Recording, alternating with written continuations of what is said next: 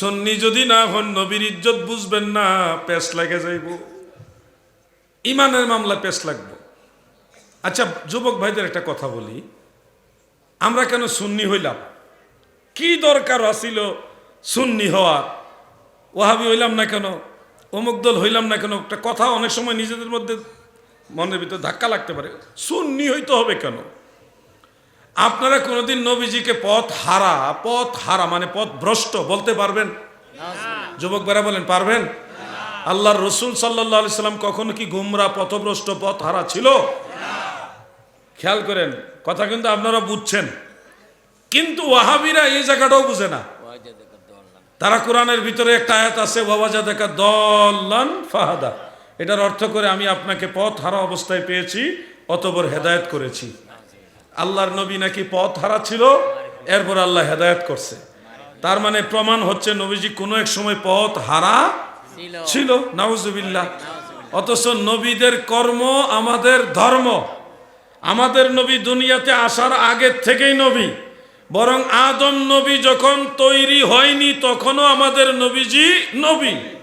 কুনতু নবিয়ান ওয়া আদামু বাইনার রূহি ওয়াল জাসাদ, আদম সৃষ্টি হওয়ার পূর্বেও আমাদের নবীজি নবী ছিল।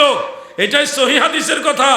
ও ভাই, সেখানে আপনি যদি বলেন নবীজি পথ হারা ছিল, এরপরে আল্লাহ পথ দেখাইছে, তো নবীজি কোন সময় গুমরা ছিল আগে এটা প্রমাণ করতে হবে। নবীরা কি গুনাহগার ছিল কখনো? গুমরা তো আরো বড় জিনিস, গুমরাহি তো আরো মারাত্মক জিনিস। নবীরা তো গুনাহগারও না, নবীদেরকে গুনাহগারও বলা যাবে না। আল আম্বিয়াউ মাসুমুন, সমস্ত নবীরা নিষ্পাপ। আপনি যদি বলেন হ্যাঁ তাইলে আদম নবী যে গন্ধম খাইছে এটা কি ভুল না? জি না, এটা ভুল বলা যাবে না। কেন বলা যাবে না? অনেকে বলে যে আদম নবী ভুল করছে, বলা যাবে না আদম নবী ভুল করেছে, আকীদার খেলাফ কথা। বলতে হবে আদম আলাইহিস সালাম খেলাফে আওলা করেছে, উত্তমতার বর্জন করেছে। হাকিকতে তিনি আল্লাহ তাআলার যে মিশন সেটা বাস্তবায়ন করেছে। কোরআন শরীফে একটা ইঙ্গিত আছে, সানুকরিউকা ফালা তানসা ইল্লা মা শাআল্লাহ। নবী ভুলে যায় না রে, নবী যা করে এটা নবীর ইচ্ছায় না, এটা আমার আল্লাহর ইচ্ছায় করে।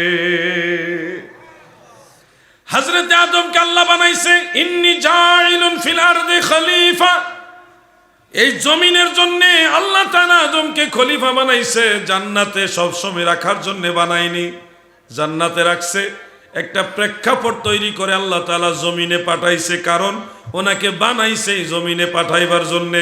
আল্লাহ তাআলা তার মিশন বাস্তবায়ন করলেন। দাদু আমার এখানে কোন নবীর ভুল আছে বলা যাবে না।